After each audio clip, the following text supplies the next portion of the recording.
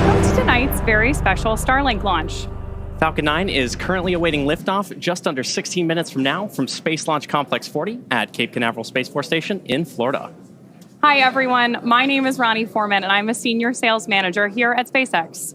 And my name is Zachary Lupin. I'm an avionics supply chain engineer. Today, we're live with a special edition Starlink broadcast. This is SpaceX's first ever mission with a drone ship landing off the coast of the Bahamas. This new landing site allows us to launch into optimal trajectories from Florida, maximizing Falcon 9's performance. Landing off the coast of the Bahamas will help us continue to launch to unique orbits, including for our upcoming From-2 mission, which is set to be the first human spaceflight mission in history to orbit directly over the poles, and the first SpaceX mission to conduct human exploration of the Earth's polar regions from space. The new landing location also provides alternative recovery options during the winter, when weather can pose some challenges. Now, Starlink is the world's first and largest satellite constellation using a low Earth orbit to deliver broadband internet capable of supporting streaming, online gaming, video calls, and more. Starlink delivers high-speed, low-latency internet to more than 121 countries, territories, and other markets with over 4.8 million customers and counting, bringing access to many underserved and remote areas around the world. Now, today's mission is our 15th Starlink launch of the year, and will deliver 23 satellites to our ever-growing constellation. This launch also marks SpaceX's 449th overall Falcon launch and 21st Falcon launch of 2025. Which is wild. And the good news is that we are on track for another successful launch today. Both the range and vehicle are currently green, and we're tracking an on-time liftoff of 6:21 p.m. Eastern. But if for any reason we are unable to launch today, we do have a backup opportunity available tomorrow at around the same time. Today, we are tracking less than a 5% chance of violation at our target T0 time. So while our countdown continues, let's meet today's Falcon 9 rocket. Now, Falcon 9 is a two-stage rocket known for its safe, reliable, and cost-effective access to space. It's also the first and currently the only orbital-class rocket that's capable of reflight. Now, starting at the very top of the vehicle is the payload fairing, which is a protective shell that encases the payload or satellite that's being sent to space. Those fairings are made of a carbon composite material and have a 17-foot diameter, which creates the space to accommodate your average-sized fire truck. Now, the fairing, made up of two halves, will separate and jettison away from the vehicle, exposing the payload once Falcon 9 reaches the vacuum of space. And both payload fairing halves supporting tonight's mission are flight-proven, with one half flying for its 22nd time and the other flying for its 14th. Continuing down the vehicle, we have the second stage. The second stage is powered by a single Merlin vacuum engine, or MVAC for short, which is optimized to perform in the vacuum of space. After stage separation, the MVAC engine will ignite and carry today's payloads to their final orbit.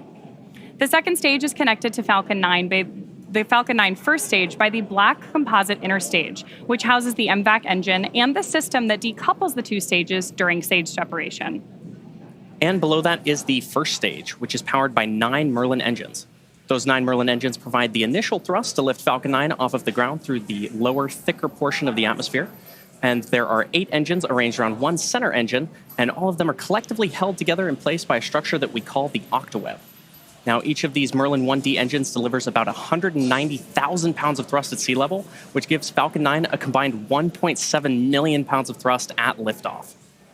After stage separation, stage 1, which we'll also call the booster today, will return to Earth for recovery and reuse on a future mission, using a combination of those Merlin sea-level engines and the 4 titanium grid fins located near the top of the booster, which will guide the vehicle during its re-entry and landing. The Falcon 9's first stage is also equipped with 4 landing legs that deploy just before landing and allow for that vertical touchdown on a drone ship or landing pad. And for today's mission, we've got live views from our drone ship, Just Read the Instructions, which is currently stationed off the coast of the Bahamas near a district known as the Exumas, a group of over 365 islands and keys. Now, both the weather and the vehicle continue to look good for today's launch. During re-entry, when the booster slows down from supersonic speeds, people in the immediate area may hear a brief double clap of thunder-like sound, known as a sonic boom. Similar sonic booms like this were heard during the return and landing of NASA's Space Shuttle, and famously occur following a Falcon Heavy launch when 2 boosters return at the same time to the launch site in Cape Canaveral. Now, sonic booms like these are one of the hallmarks of reusable systems like Falcon. Here's what some of those booster returns have looked and sounded like on previous missions. I know a lot of people will be excited when they hear the sonic boom. And these are going to provide quite a show because you're going to hear those sonic booms.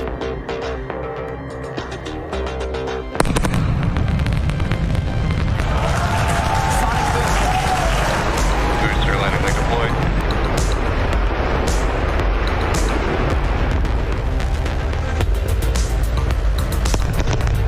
That sonic boom is great for us. That thunderclap broke the sound barrier.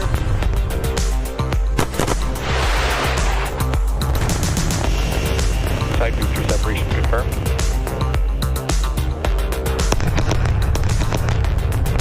Just heard the 2 sonic booms here in the room. Booster landing confirmed.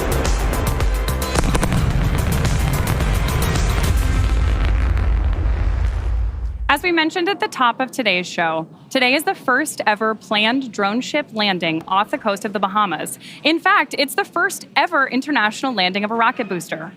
One of the primary benefits of opening up additional landing options is that it allows us to maximize Falcon 9's performance. Now, SpaceX worked with the Bahamian government to establish the new landing profile for this mission. And they took into account Falcon 9's unprecedented launch cadence, safety, and reliability, and were all crucial elements in helping to establish this new landing zone for Falcon. Now, the Bahamas and SpaceX are also working together to enhance local STEM-related education to help inspire the next generation of students. SpaceX's Vice President of Launch, Droneship, met with the Deputy Prime Minister of the Bahamas and Minister of Tourism, Investments, and Aviation and delegates during a recent visit to SpaceX in Florida to talk about all of this in depth. Here's a small part of that conversation.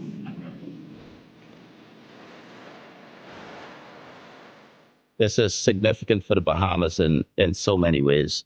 The first international landing in the Bahamas, in the Exuma Sound, is significant in and of itself. It puts us at the cutting edge of innovation, and it gives us a small country of 400,000 people to an opportunity to participate in the aerospace industry. This is huge. You know, it's really the beginning of the future. This is something we've been working on for several years now. We're hopeful that this collaboration enables us to fly the first polar crew mission that will have our booster landing in the Bahamian waters too. We've long been known for tourism. Bahamas is now going beyond sunshine and sea. We hope that millions of people will observe from the Bahamas this event over the coming years. It's an opportunity for collaboration with academia and the University of Bahamas. It's an opportunity really to advance careers for young Bahamians and future Bahamians. The spaceport of Florida has really evolved since the Apollo era. We had shuttle, and then now Falcon 9 is the most reliable orbital class rocket ever built.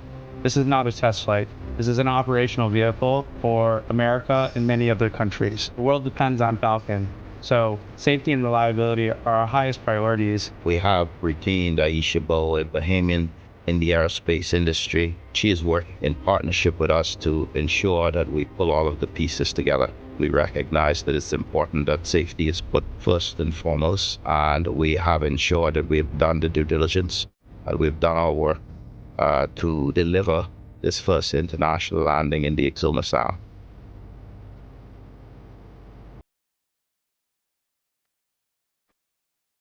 I am just amazed by the international collaboration that went into helping us take this booster from Florida to the Bahamas today. Speaking of which, Florida has been the epicenter of U.S. spaceflight since the 1950s. That's absolutely right, Ronnie. The Space Coast has been the launch pad for some of humanity's greatest spaceflight achievements. In the early 1960s, NASA established the beginnings of the Kennedy Space Center. And in 1961, Alan Shepard became the first American in space, lifting off from Cape Canaveral's Launch Complex 5, the first human spaceflight of Project Mercury. Things really heated up. RP1 load is complete. Confirmation there that we have RP1 load completion on board Falcon 9. Things really heated up in the 1960s, which saw Florida become the heart of the space race. In 1969, Apollo 11 Saturn V roared off from Pad 39A, sending the first humans to walk on the moon. 5 more moon landings followed, cementing Florida's role in space exploration. The space shuttle era launched in 1981 with Columbia, pioneering reusable spacecraft and building the International Space Station. And over the next 30 years, 135 space shuttle missions lifted off from Florida. And today, the Space Coast continues to be the home of the busiest spaceport in the world. SpaceX's very first Falcon 9 launch lifted off from Space Launch Complex 40 at Cape Canaveral in June of 2010, following the final launch of the Titan IV rocket family from the Cape almost 5 years earlier. A few years after that, we launched CRS-10 in 2017, the first Falcon 9 mission from historic Launch Complex 39A at Kennedy Space Center. The first launch from Pad 39A since STS-135, and the final flight of the Space Shuttle program with Atlantis in July of 2011. Just 3 years later, the first commercial human spaceflight mission, Demo 2, launched from the Launch Complex 39A pad in May of 2020. And now history is being made once again, with a rocket launching from Florida. Falcon 9 tanks are pressing for strong back retract. Confirmation there that Mission Control is prepping for strong back retract as we prepare for this landing in the Bahamas. This is also SpaceX's 21st launch of 2025. And as we mentioned, just a few weeks from now, we'll be launching our first human spaceflight mission to a polar orbit, from 2. And there's the crew at the Booster Monument during a training exercise here in Hawthorne, California. And there is so much more history to be made with SpaceX supporting NASA and its Artemis program to return humans to the moon. There's confirmation that strong back retract has started. We're also, of course, targeting launches to low Earth orbit, the space station, deep space, the moon, and of course, Mars. Absolutely, Ronnie. I am super excited for what's to come, and the future looks very, very bright. So right now, we are just about T-minus 4 minutes and 10 seconds away from liftoff, and we're already hearing some great call-outs from Mission Control. We know the Transporter Erector, or the TE for short, is currently preparing for retract. And right now, we've got a great view of the clamp arms just around the base of the payload fairing, opening up and preparing for that TE retraction. The TE is a large trussed structure that you currently see just to the left of the rocket, and right now it's preparing to retract just about 2 degrees away from the rocket, in preparation for full retraction ahead of liftoff. Now, the TE is also equipped with umbilicals or flexible lines that are used to route the vehicle's fluid, power, and telemetry from the ground systems to the rocket and payload until Falcon 9 switches to internal power and clears the pad. You may also hear the TE referred to as the strong back from the launch team, and it definitely does a heavy lifting, a lot of work leading up to launch. Yeah, no kidding. At this point in the countdown, both the first and second stage are nearly fully loaded with 1 million pounds of rocket-grade kerosene fuel and liquid oxygen. Both the first and second stages should finish propellant loading about a minute apart from each other. And we are tracking that first stage call out here in just a couple seconds.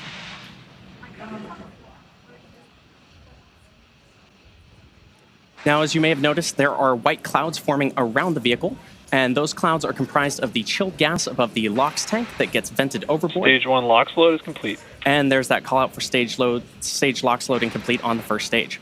So those white clouds come from the LOX gas that gets vented overboard to maintain pressure in the tanks as needed. And when that vented oxygen mixes with the warmer outside air, it condenses into the clouds that you see there on your screen. It's always exciting in the lead up to a launch to watch the entire launch pad really come to life. Absolutely. One of the next major milestones we're listening in for will be at T-minus 60 seconds, when Falcon 9 will enter startup mode. That means that the rocket's autonomous internal flight computers will take over the launch countdown. Then, just inside of T-minus 2 seconds, we'll light the M1D engines for liftoff. At this time, the payload continues to be healthy, and the Falcon 9 team is tracking no issues on the rocket. Weather is also Stage looking... 2 LOX load is complete. And good call out there for Stage 2 LOX loading completion. The weather is still looking green, and the range is ready to support our T0 of 6:21 p.m. Eastern Time. And with that, we're proceeding into the last few minutes of terminal count. So let's listen in.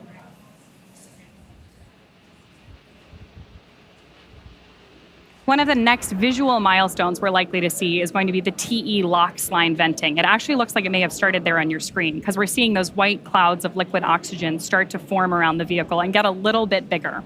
Of course, this is totally normal and something that we count on as part of our gas closeouts, which we just heard announced by Mission Control. Now, coming up in just about 20 seconds from now, we should hear that call out for Falcon 9 being in startup, which will mean the vehicle's flight computers will have taken over the launch count. And at the T-minus 45 second mark, we should hear the launch director give that final go, no-go for launch.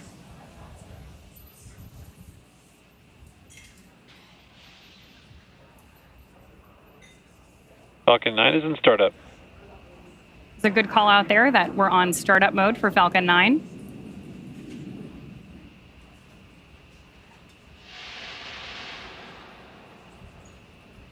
Launch director, go for launch. And our confirmation from our launch director. So with that, all systems are go for the launch of Falcon 9. Let's sit back and listen in to the final countdown.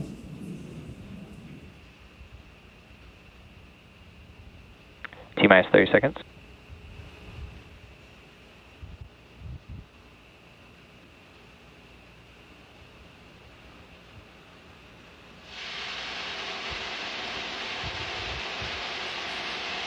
15 seconds.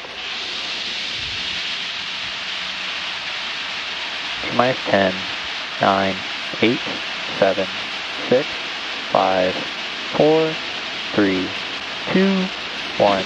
Ignition, engines full power, and liftoff. Go Falcon, go Starlink.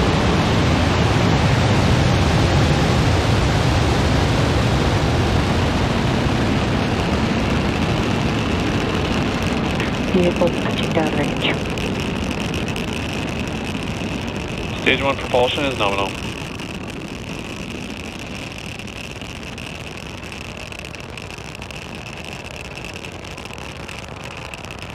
At T plus 30 seconds and counting, Falcon 9 has successfully lifted off from Space Launch Complex 40 at Cape Canaveral Space Force Station. Coming up next, the vehicle will be passing through max Q, which is the point in the mission profile where the vehicle experiences the greatest amount of aerodynamic pressure. Power and telemetry nominal. Good call out there. As it ascends through the Earth's atmosphere. We should be hearing that call out for max Q in just about 15 seconds from now. Mach 1. And another good call out there. Max Q is, of course, a critical milestone for us here at SpaceX because it is that period of maximum aerodynamic pressure on the rocket during ascent. Max Q. And confirmation that we've made it through. So coming up next, we'll have 3 events happening in quick succession, starting with MECO, followed by Stage SEP, and then Second Engine Start 1, or SES-1 for short. Now, main engine cutoff, or MECO, is where all 9 Merlin 1D engines shut down in preparation for stage separation, which is where the first stage separates from the second stage. Following that, the MVAC engine on the second... MVAC chill has started. Good call out there. Following that, the MVAC engine on the second stage will light, which is called out over the nets as Second Engine Start 1, or SES-1. That first engine burn of MVAC will last several minutes and propel the second stage and the payload to orbit.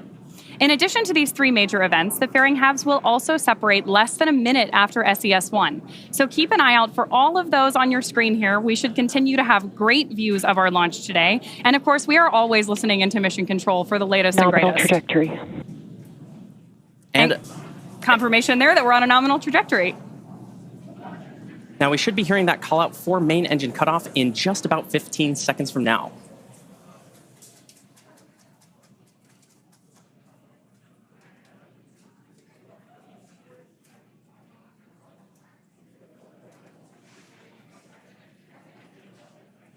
Main engine cutoff.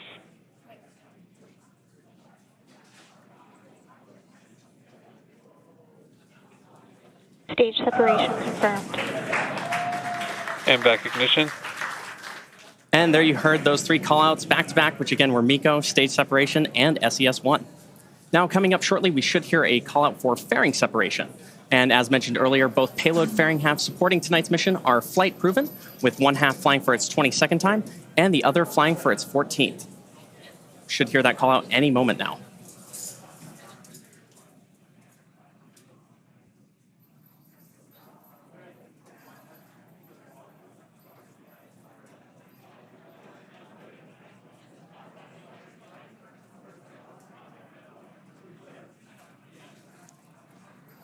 Great views there that we have confirmation of fairing separation. Separation confirmed. And the call out for mission control. We will, of course, be attempting to retrieve these fairing halves again today once they fall back to Earth with our recovery vessel, Bob. Now, at T plus 3 minutes and 40 seconds into today's mission, the next major milestone coming up just under 3 minutes from now will be the entry burn of the Falcon 9 booster as it continues on its journey towards our drone ship, which is currently stationed in the Bahamas. To start the entry burn on board Stage 1, we will relight 3 of the M1D engines at the bottom of the first stage, which is similar to pumping the brakes on your car. What we're doing is slowing down the vehicle as it passes back into the Earth's atmosphere. We need to slow down to reduce re-entry forces, which helps us to recover and reuse that first stage. Now, during that entry burn, Falcon 9 is decelerating by firing its Merlin engines, but it's still moving incredibly fast.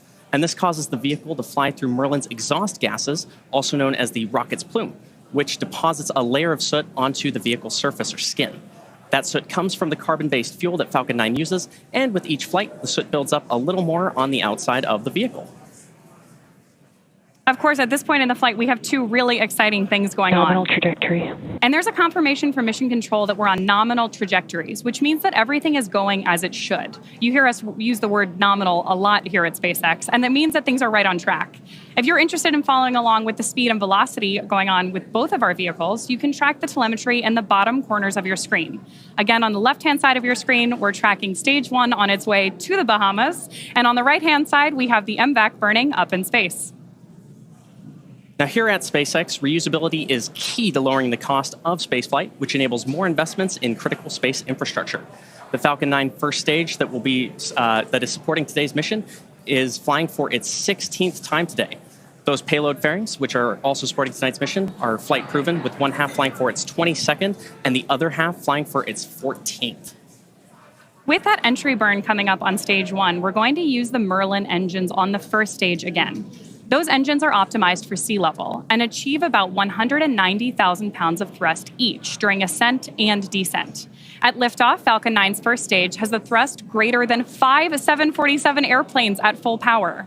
Now, the MVAC engine, located on the second stage, which is on the right-hand side of your screen, possesses a much wider nozzle and is optimized to 220,500 pounds of thrust in vacuum.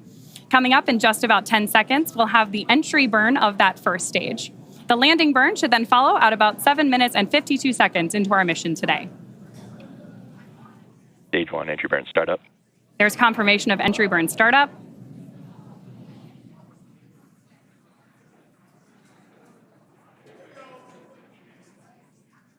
Expecting out 10 more seconds on this burn.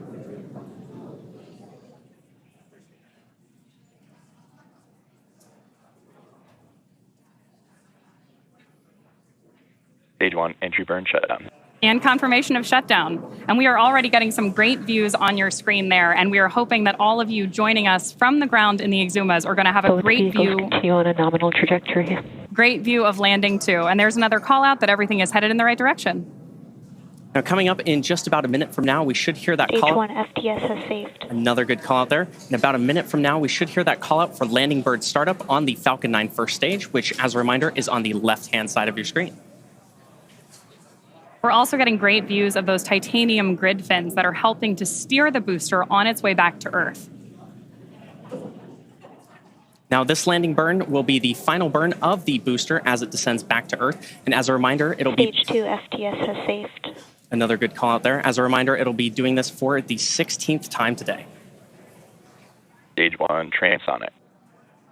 And good call out there that stage 1, the booster on the left-hand side of your screen, is now transonic. Now, coming up in just about 20 seconds, we should see that landing bird startup on the first stage. And just in case you are just joining us today, this is particularly exciting because this is about to be the first international landing of a first stage booster.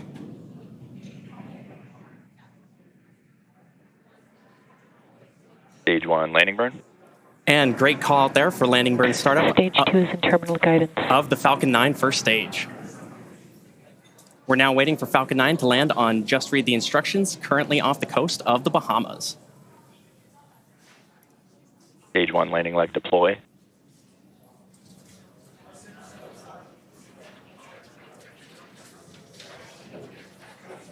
Stage 1, landing confirmed.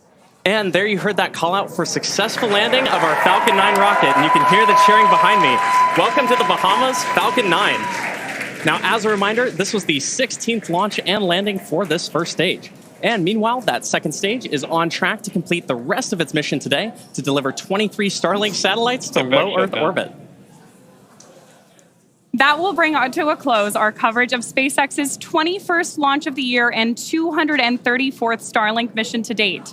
Today's launch will further increase Starlink's capacity to deliver high-speed, low-latency connectivity across the globe. Streaming, video calls, online gaming, remote working, and more are now possible in even the most remote locations, thanks to the world's most advanced internet system.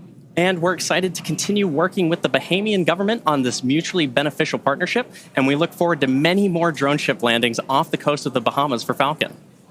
To learn more about Starlink, visit starlink.com. And if you're interested in even more launch coverage, be sure to check out spacex.com/launches and follow us at SpaceX on X for the most up-to-date information. We want to thank the Bahamian government for their partnership. We also want to thank the Eastern Range and the Federal Aviation Administration for their support. And of course, thank you to our viewers for tuning in. We'll see you again real soon.